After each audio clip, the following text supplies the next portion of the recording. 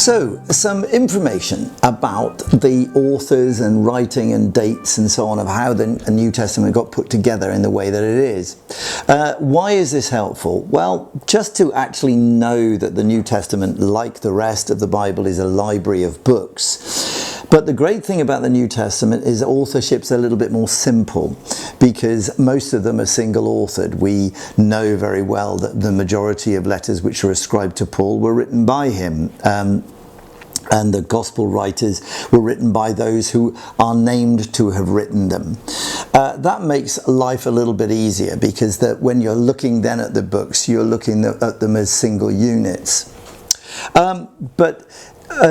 Perhaps a question to start with is, well, how did they get to be written in the first place? Because we simply have a Bible in front of us, a book. And that's, as we know, is a modern invention, particularly if we really didn't, or our phones. Why did it develop in the first place? A little bit of the background to the New Testament might help. As the early church developed, it spread. And the great necessity was to move beyond the confines of Jerusalem. Was this message of Jesus for everyone? He indicated to the disciples, yes, it was for everyone, but it needed to move out of Jerusalem, out of the confines of the country of Palestine, into the greater and wider world. Now, the Jews were all over the place in the Mediterranean world, so it could have been thought that this new message of Jesus was just for the Jews that surrounded the Mediterranean world, the diaspora. But again, Jesus had made it pretty clear that no, this message was for all, for Gentiles and Jews, for everyone. And of course, the call of Saul, who became known as Paul, Saul is his Hebrew name, Paul is his Greek name, that it was critical. And when you read the letters of Paul, it's quite probable that the first letter to have been written was the letter to the Galatians, and it was probably written maybe around 47 to 49 AD. If you want to get that, that's going to be about 14, 15 years, maybe a bit more after the death of Jesus and the resurrection of Jesus.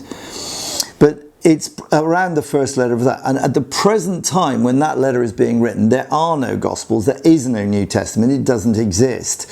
So what Paul is developing in his letters, in his stunning theological understanding, of course inspired by the Word of God, it's his work. He's not copying it from anybody else. He's not working it out because he's got lots of documents. He's not producing theology from other books. He is writing it because he is working it out, thinking it through. Why? Because he himself was steeped in Old Testament, intertestamental literature, in philosophy, in the ways of both the Jews and the Gentiles. That's why God selected him. He was one strategic choice and a genius of a theologian. But this will give you an idea, this chart, of when many of the authors dated their books. Now, dating is always a subject of some dispute, and in the end we've got to make some sorts of decisions to give you an idea. But this chart will give you an idea of when many of the books were written. And so, as you can begin to see, the Gospels actually ended up being written around somewhere between 50 to 65 maybe, and then later 80, maybe through to even 90 AD. Now, why were they written in the first place? Well, one of the most obvious things is that the Emperor Nero in 64 AD decided that he was going to blame the Christians for the burning of Rome, and that started a Neronian persecution which had a terrible impact upon Christians throughout the empire, because although the persecution was mainly in Rome alone, he killed lots and lots of Christians. We estimate maybe up to 3,000, including very probably Peter and Paul.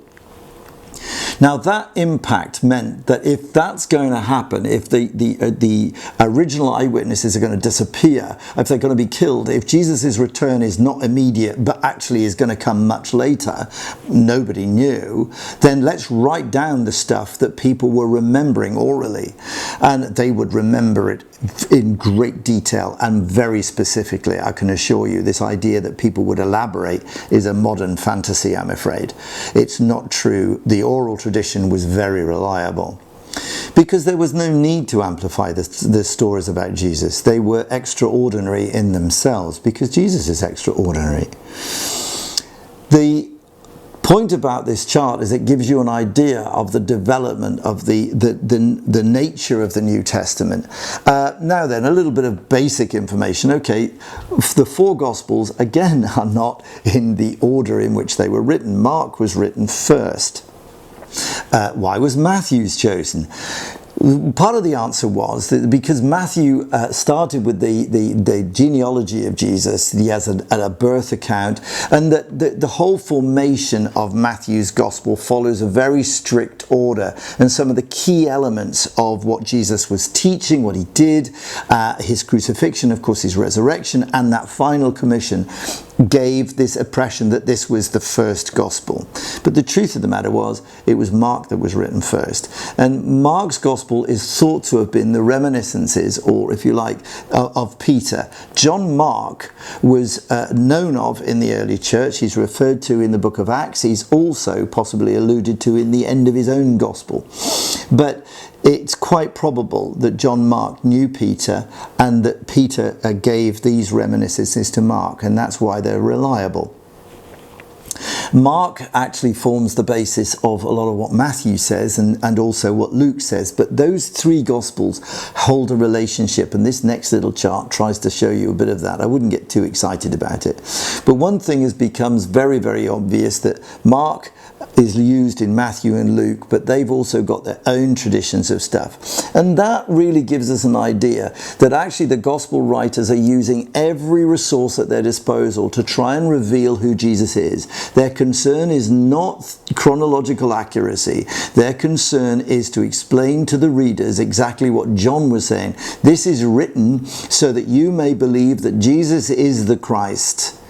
And the John's Gospel, of course, stands alone in a sense, because he has quite a unique way of writing, and obviously had a unique access to a tradition that had grown up about mostly of what Jesus was saying.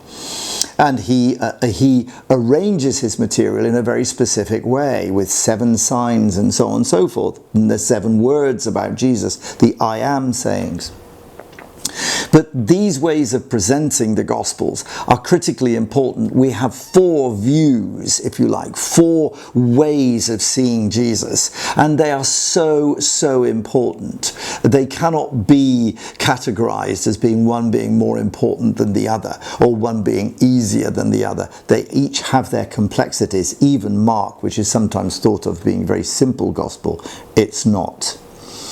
The letters of Paul, of course, are arranged in a very straightforward, non-theological reason. The longest is first and the shortest is last. And then you get the other letters written by Peter, 1 and 2 Peter, and then Hebrews. Hebrews was not written by Paul. We don't know who wrote Hebrews. It could have been Barnabas, it could have been Apollos, it could have been anybody, but we don't know who wrote it. But the important thing was, originally it was thought to have been written by Paul, but no, it's quite clearly not written by Paul. And so authorship of the Gospel and the dates in which they were produced also was a critical issue, because another thing that was happening in the church, besides persecution, was people were beginning to say weird things about Jesus. Was he only God? Was he never really human? Or was he only ever human and never really God? Was Jesus just some angelic creature, like the Gnostics began to say? And there were all sorts of what we call heresies that were beginning to abound. This is very evident in the book of Revelation, which was written in many ways to try and combat heresies. It's also clear in the writings of John and the letters of John that he's combating some of the false rumors, the false images of Jesus. And this is a very important way of understanding the New Testament, that it is written not only for us to read, but it was written to a very distinct first century group of people. And this is very important, especially when we come to the book of Revelation. The people of the first century understood exactly what he was saying. They knew it. They understood these documents. They wouldn't have written them if they didn't understand them. The gospel writers, the letters writers, if you like, the writers of the New Testament, were not writing with the intention of people 2,000 years later reading their works. They were writing for the immediacy of the time. So that's given you a little bit of background into the formation of how the books are actually sort of organized in the New Testament and what they contain and why they contain it. And also the very fact that, yes, it was written to a group of people in the first century. But actually, how did what we call the canon, the authorized order of the New Testament, actually come about? We know very well that the order of the Old Testament was relatively well established by the time of Jesus. Jesus talks about the law, the prophets, and the Psalms, and we know very well that the canon of the Old Testament was pretty much formed by then. But what about the canon of the New Testament? Because most of the New Testament documents were not completed until the end of the first century. Now, one thing you need to remember is when Paul wrote his letters, he wrote one copy. He didn't make multiple copies. He didn't have a photocopier. He wrote one copy, and it was written on a piece of papyrus, and it was sent to the church that it was directed to. Somebody collected it. Somebody actually made sure that those copies weren't lost. They were seen to be so important. When the Gospels writers were writing, they wrote them in papyrus, or they wrote them in a certain particular way, and they were kept and they were collected and they were passed round, or they were copied and then passed round, and gradually people began to realize that there were books with authority.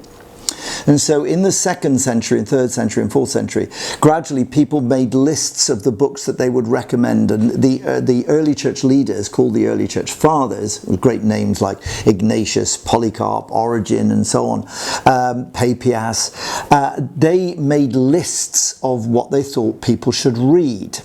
And some of these lists were very much the same. There's an interesting document called the Muratorium Canon, which is a fragment which contains most of the books that we've got in the New Testament.